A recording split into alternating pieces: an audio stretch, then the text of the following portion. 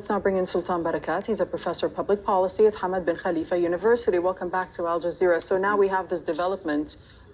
Israel is now confirming that dozens of drones have been launched from Iran towards Israel. First, give me your initial reading on this Iranian retaliation. Well, first I'd like to relate it to what's going on in Gaza, because I think what's happening, Netanyahu is really getting his way in two ways. First, he's distracting the whole world from Gaza. Right. And the story has moved from the atrocities that he's committing in Gaza into the potential of Iran retaliating to the attack and so on. And the second, which is also important, is by going for this embassy in Damascus, he knew that he would provoke a reaction from Iran, that Iran would have no choice but to do something. Whether this is going to be effective or not, we'll see in a few hours. But he knew that they would react. And by them reacting, he will silence any criticism coming from the White House for his operations in Gaza. And in fact, the opposite. He's now lined them all up again, France, United Kingdom, the US, to support him in defending himself from what he's now framing as an unprovoked attack by Iran. And this is what's going on at the moment. I just sent a message to my brother in Amman, asking him to check the GPS, and he said his phone shows that he's above Lebanon.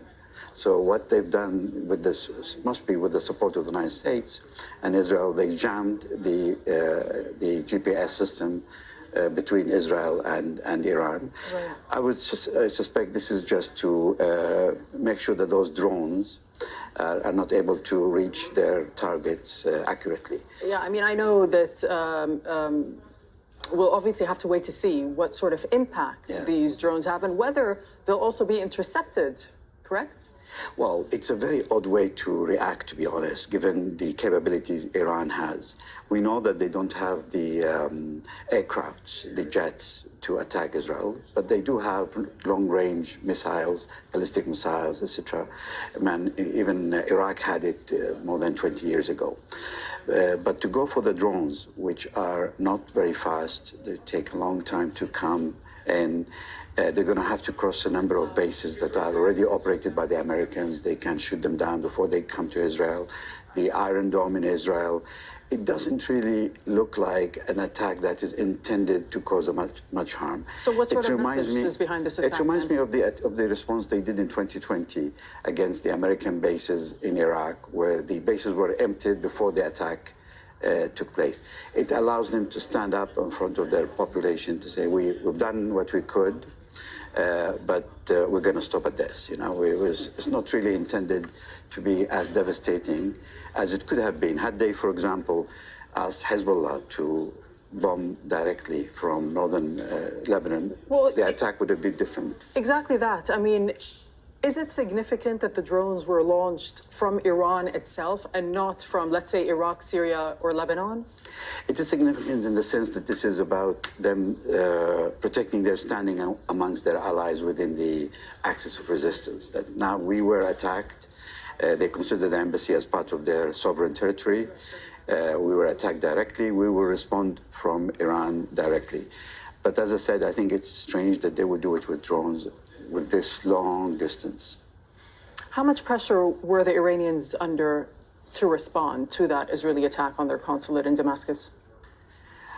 I mean, they're under pressure, but they did not really have to do it, if that makes any sense, in the sense that from 2011 until today, Israel has attacked 300 times or more Iranian targets in Syria and Lebanon, and Iran responded to none. Why they chose to respond this time, it's a question mark. And for some of, if you look at it from a conspiracy theory, you think, are they really supporting now Netanyahu, or are they working against Netanyahu? Because they've given him a way out of the moral tide that has turned against him. The whole world, Israel has been on a sliding slope for the last 2-3 weeks. And on the 1st of April, he went out on purpose to provoke them through this embassy. And now by them reacting, they will help him really reposition himself as the victim in the region. But in some ways, I mean, they were put between a sort of a rock and a hard place, weren't they? Because they had to look like they were doing something. And my guest from Iran a short time ago was saying there was a lot of public pressure domestically on the government to do something? I'm sure there is, but there are many other ways if they wanted to be more effective that they could have done. But we'll see. I mean, it's very difficult to say. We'll see what happens in the coming few hours. But the likelihood, my money is on, they will not cause much harm. How do you think, is there going to be an Israeli retaliation? I mean, we know that the head of CENTCOM was in Israel and is in Israel, and he was reportedly coordinating the Israeli response to the Iranian response. What do you expect that to be? If this is similar to what happened in 2020, there will be no retaliation. It is just designed to allow the Iranians to relieve some pressure, and everything will go back to normal. If it's not, then yes, Israel could be retaliating. And the worst scenario, Israel obviously will not retaliate itself. They will use the United States to retaliate. The United States is in full alert now.